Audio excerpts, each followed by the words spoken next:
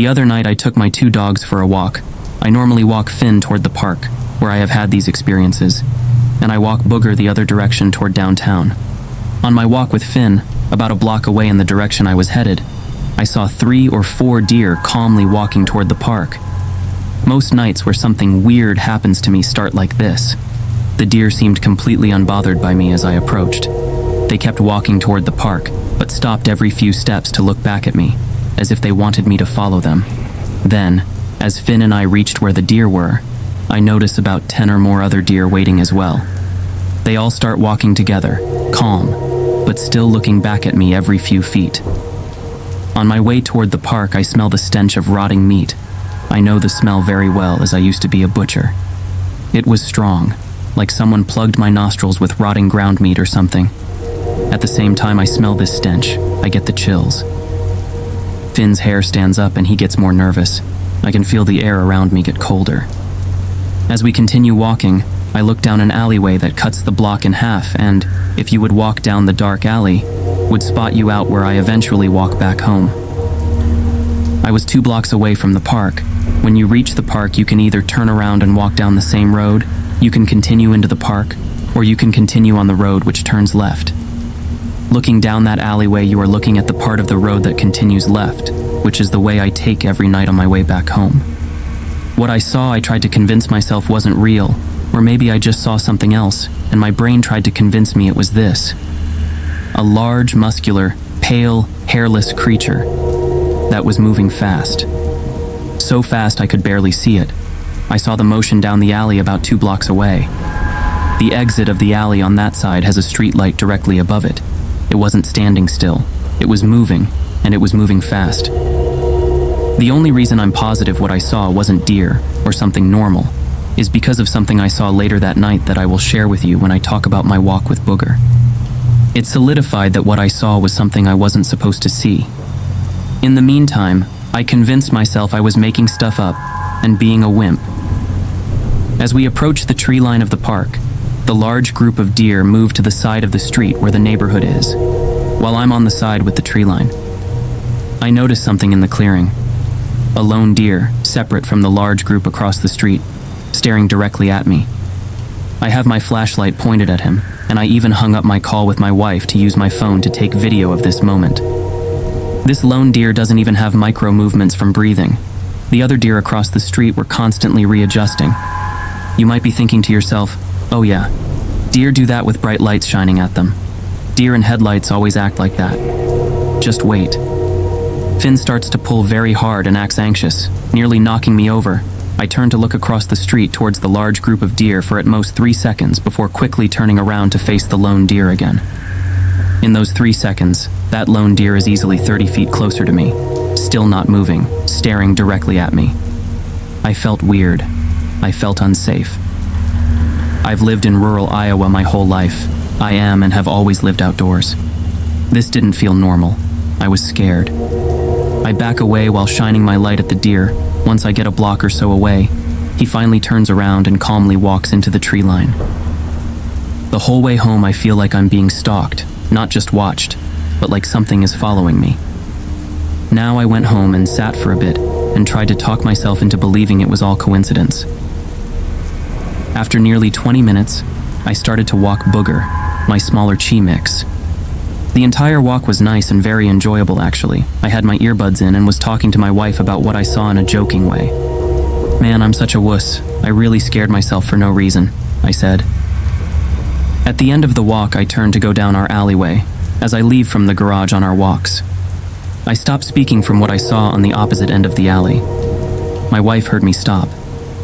I want to preface this with, I did not have any substances, including alcohol, for weeks up to that point.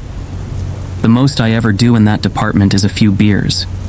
I have no mental conditions that will cause me to hallucinate.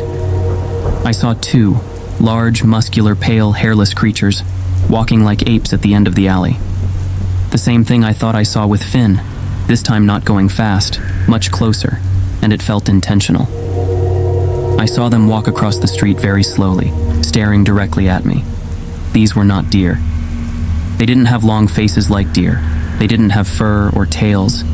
They didn't walk like deer. They weren't slender like a deer. My first thought was honestly that I was looking at two hairless male lions in the middle of Iowa. I stood there paralyzed with fear, well after they had left my sight. 15 seconds later, I finally get the courage to walk the few feet into the garage.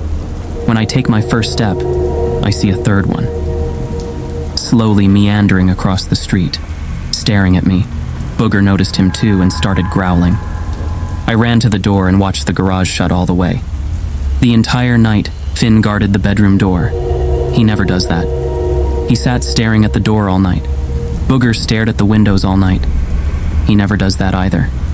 I don't know what we saw. It's been days and haven't seen anything since. Whatever they were, I have no explanation for them. I don't know what to think.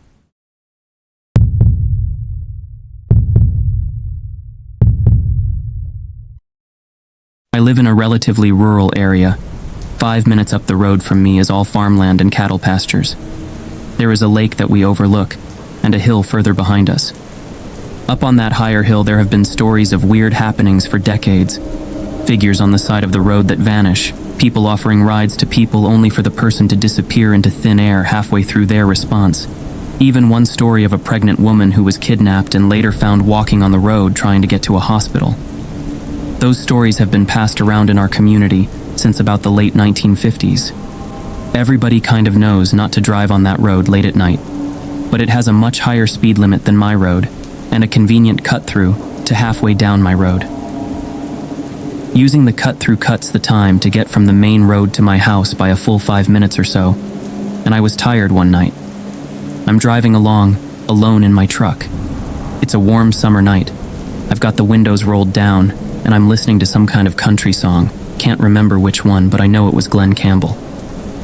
On the side of the road is a very tall figure, probably near 6'6", wearing a baggy black hoodie. I slow down and drop the left window, offer him a ride in the bed of the truck if he needs to go down the road a bit. He's handsome. Chiseled jaw, patchy black beard, brown eyes and very pale white skin. He drops the hood to make better eye contact and doesn't so much smile as his face goes less frowny. No sir, that's all right. I prefer this kind of ambience. Keeps my mind how it should be. I make sure he's certain mainly out of politeness. The road has harsh, very rocky sides, and I don't want him slipping because it had rained earlier in the day. He smiles a bit, and it's then that I remember what I've heard about this road. Something seems off. He smiles fine, nothing weird. Teeth are a bit crooked, but they're clean and white. Really, sir, I appreciate the offer. You're awful kind. He speaks with a southern accent, kind of like my cousins, but not, more Tennessee than their Raleigh. He rolls his L noises and speaks slowly. You have a good night. I nod and roll up the window and turn the music back up. As I'm pulling away, I check in the side view mirror. He's still casually walking, maybe a bit fast because of the length of his legs, but it's still a walk. I get a bit of the way down the road, cruising at about 45 or so, and a minute later I look in the mirror. He is the same distance from me. He is running now, and keeping the same distance from my truck, which is moving at 45 miles per hour. I'm freaking the hell out naturally, and it's as I look harder into the mirror that I notice something is weird. He's got the hood back up, but I can still see his eyes. They're green. Reflective green, like a dog's. I floor it and he stops running after me, slowing down his steps, and I hear his laughter's echoes all the way down the hill of the cut through to my home. I sat up the entire night, had every door locked and a bat in my hands.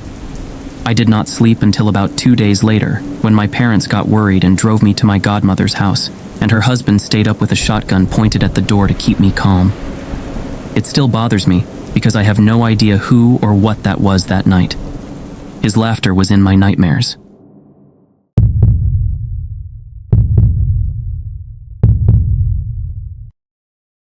When I was younger, my family and I would go camping in the Uinta forests in Utah. We've been all over these mountains backpacking and hiking. One night when I was about 10 years old, when we were camping near Dean Lake, which is a short backpack hike in. We didn't see anyone else on the way in. It was sort of late in the summer, so the nights were very cold. Well, on about the third night in, I was having trouble sleeping.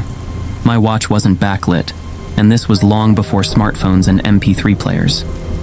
It must have been 2 or 3 a.m. I was lying there, bound like a caterpillar in my sleeping bag. After some time passed, I heard something, like footsteps. It was very, very quiet. I figured it was something curiously passing by. This area is not famous for large animals, bears, cougars, etc. Not to say they aren't there by any means. Just hear me out. I'm curious. I want to see the visitor that is in our campsite, but I know better. I use my ears and lay perfectly still. Our food is about a half-mile away, tied between two trees. I'm listening, counting the steps. I can only hear 2 feet, which at first wasn't super alarming since they sounded so far away. I figured it was just something small, like a deer or something. The whole time I have been intently staring out the roof into the darkness. I haven't moved a muscle. The sounds have gotten quiet, and I think it might have left. As I least expect it, something peers over the edge of top of the tent, which was huge. My mom and dad could almost stand up in it, and all 3 of us slept in there with extra space left over. I'm petrified. I couldn't move a muscle. I couldn't scream. Believe me, I tried. I couldn't make out what it was, but it was for sure on 2 feet. It was completely silent. I could see my breath, but not any from this thing. It stared down into my tent for what seemed like forever, before silently walking, leaving. I've never listened so hard for anything in my life. I didn't hear a sound as it walked away. I have no idea what I saw, but I can tell you this. It was not fuzzy. The moon was bright. The trees were well lit that night, and I couldn't see any defining features on this creature. If it was a bear, it was the most light-footed, least hairy bear in the forest.